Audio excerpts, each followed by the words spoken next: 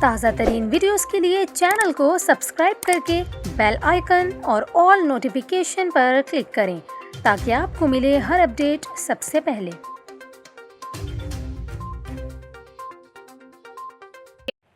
اور ابھی آپ کو بتائیں، محکمہ موسمیات کا یہ کہنا ہے کراچی میں رات سے سرد ہوائیں چلنے کے باعث موسم مزید سرد ہو گیا۔ محکمہ موسمیات کے مطابق آئندہ 24 گھنٹوں کے دوران شہر قائد میں دن میں موسم خشک اور رات میں سرد رہے گا۔ دن میں درجہ حرارت 29 سے 31 ڈگری سینٹی گریڈ تک رہنے کا امکان ہے، جبکہ دن میں ہوا 18 کلومیٹر فی گھنٹہ کی رفتار سے چلے گی۔